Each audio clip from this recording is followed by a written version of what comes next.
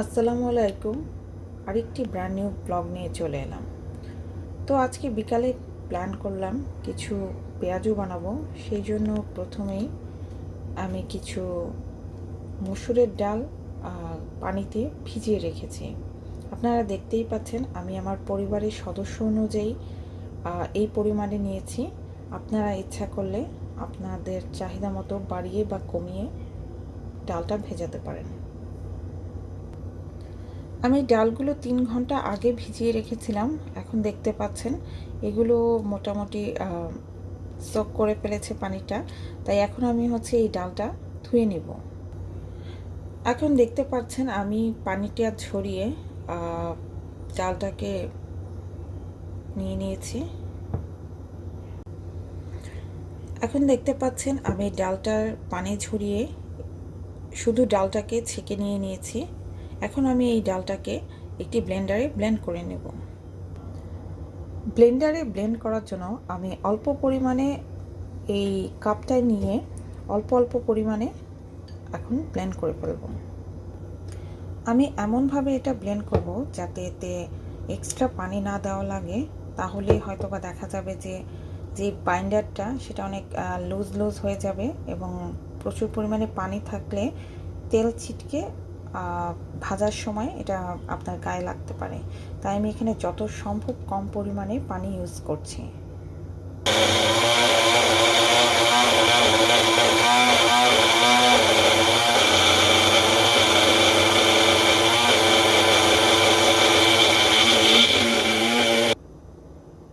এখন এই ব্লেন্ড করা ডালগুলো আমি অন্য একটি পাত্রে নিয়ে নিচ্ছি।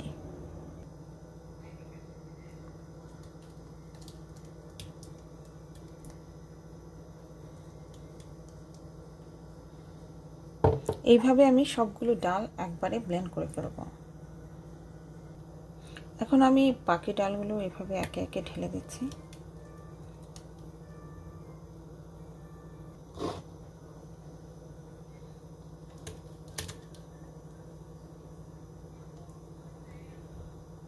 আমার ডাল ব্লেন্ড করা শেষ। এখন আমি এর সাথে প্রয়োজনীয় সব উপকরণগুলো মিশিয়ে নেব। উপকরণ হিসেবে প্রথমেই আমি একটি আস্ত পেঁয়াজ কুচি করে নিচ্ছি। পেঁয়াজতে আমি সবসময় পেঁয়াজের পরিমাণটা বেশি খেতে পছন্দ করি বলেই আমি পুরো আস্ত পেঁয়াজটাই কুচি করে এখানে দিয়ে দিব। এই দেশের পেঁয়াজের সাইজগুলো অনেক বড় হয়, তো এই পরিমাণ একটি পুরো আস্ত পেঁয়াজ আমি দিয়ে দিচ্ছি।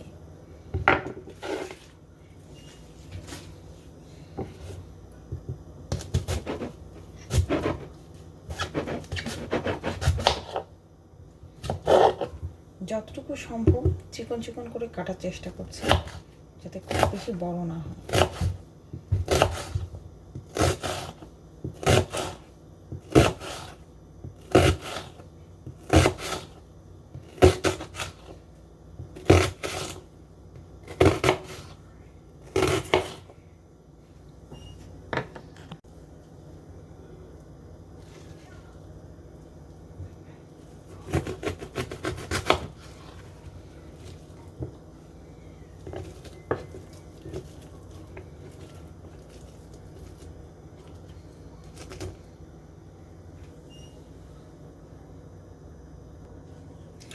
তারপর নিয়ে নিয়েছি কিছু ধুয়ে রাখা আস্ত কাঁচামরিচ। এগুলোকে কুচি কুচি করে কাটবো। আমি একটু বেশি ঝাল খেতে পছন্দ করি, অবশ্যই কাঁচামরিচটা আপনারা আপনাদের স্বাদ মতো নিয়ে নেবেন। এখন আমি একে একে কাঁচামরিচগুলো কুচি করব। চেষ্টা করবেন যত সম্ভব পাতলা করে করতে, তাহলে যখন কামড় দেবেন ঝালের পরিমাণটা কমই লাগে।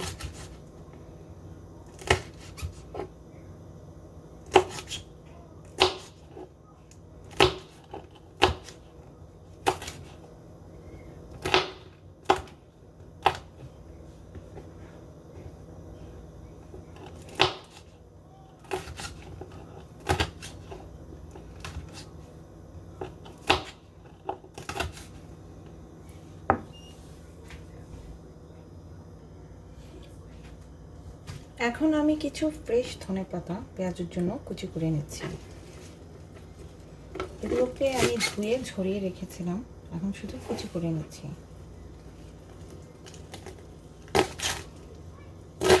পেঁয়াজের মধ্যে এই ধনিয়া পাতা ফ্লেভারটা আমার সবসময় খুব ভালো লাগে, তাই আমি চেষ্টা করি পরিমাণে একটু বেশিই দিতে। আপনারা আপনাদের স্বাদ এবং গন্ধ অনুযায়ী ধনিয়া পাতার পরিমাণটা ঠিক করতে পারেন।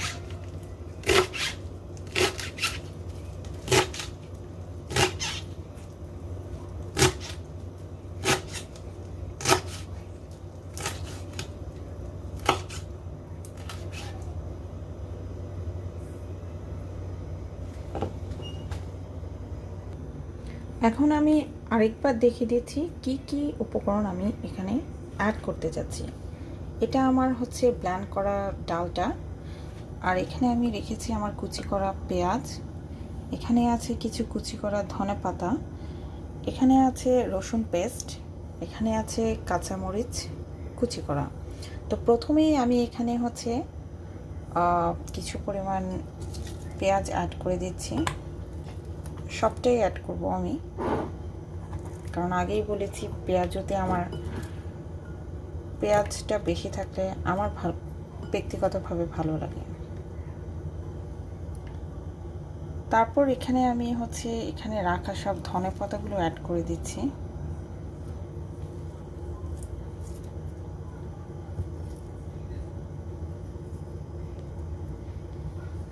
তারপর এইখানের এই রসুন পেস্ট সবটাই আমি ঢেলে দিচ্ছি।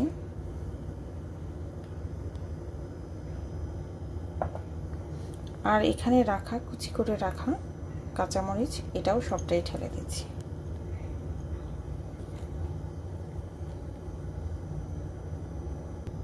এখন শুকনো উপকরণের মধ্যে এর মধ্যে আমি লবণ দিয়ে নিচ্ছি স্বাদ মতো।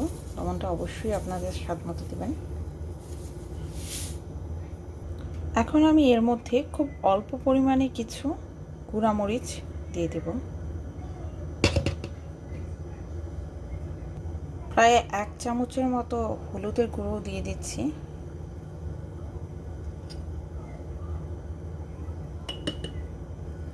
এখন আমি এর মধ্যে অ্যাড করব একটু জিরা গুঁড়া।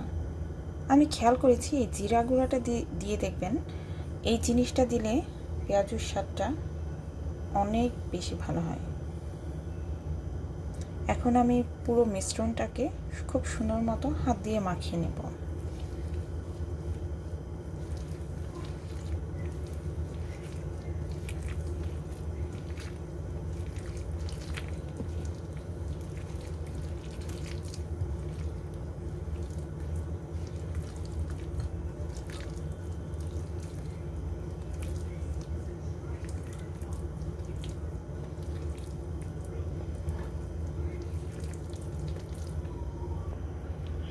দেখতেই পাচ্ছেন আমি সবগুলো উপকরণ একসাথে সুন্দরভাবে মাখিয়ে নিয়েছি। এখন আমি হচ্ছে একটি গরম পাত্রে তেল নিয়ে এগুলোকে ডিপ ফ্রাই করার জন্য তেলটাকে আগে রেডি করব। আমি চুলায় তেলটাকে গরম করতে দিয়ে দিলাম। এখন আমি গরম তেলে রাখা মেখে রাখা এই মিশ্রণটা গোল গোল করে পেঁয়াজুর আকারে ভেজে নেব।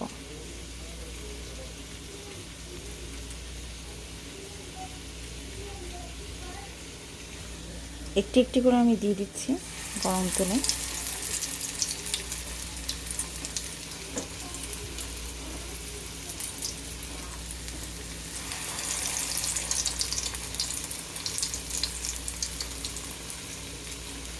খুব বেশি মোটাও না, আবার খুব বেশি চ্যাপ্টাও না, এই আকারে আমি একটি একটি করে বানিয়ে নিয়ে গরম তেলে ছেড়ে দিচ্ছি।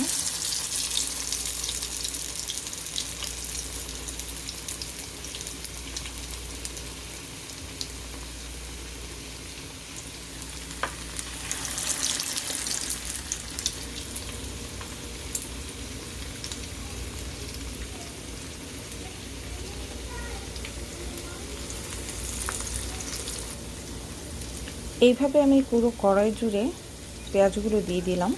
এগুলো হচ্ছে এক পাশ পুরোপুরিভাবে ডিপ ব্রাউন হওয়া পর্যন্ত অপেক্ষা করব। তারপর আমি আস্তে আস্তে অপর পিঠ উল্টিয়ে দেব। এখন এক পাশ মোটামুটি ব্রাউন হয়ে এসেছে, তাই আমি একটি একটি করে উল্টে দিচ্ছি।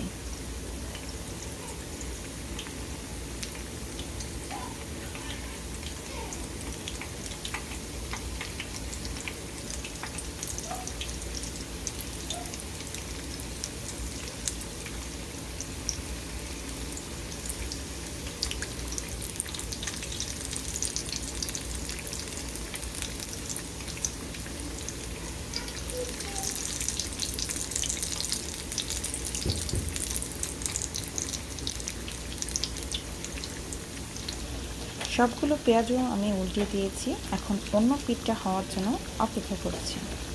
আমার পেঁয়াজগুলো হয়ে এসেছে, দেখতেই পাচ্ছেন। এখন এগুলোকে আমি একে একে তুলে নেব এবং আরেকটি ব্যাচ ভাজার জন্য দিয়ে দিব।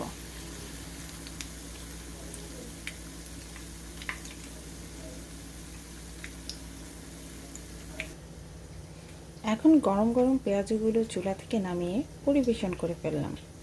দেখতেই পাচ্ছেন পেঁয়াজগুলো খুব ক্রিস্পি হয়েছে এবং কালারটা খুব ব্রাউনিশ হয়েছে।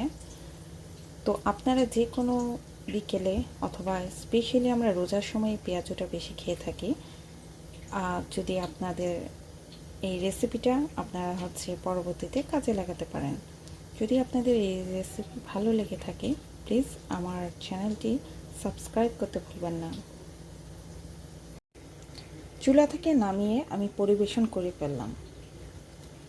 সাধারণত রোজার দিনে অথবা যে কোনো বিকেলেও আপনারা এই রেসিপিটা স্ন্যাক্স হিসেবে বানাতে পারেন। আর আমার রেসিপিটা যদি আপনাদের ভালো লেগে থাকে, প্লিজ আমার চ্যানেলটি সাবস্ক্রাইব করতে ভুলবেন না। আল্লাহ হাফেজ।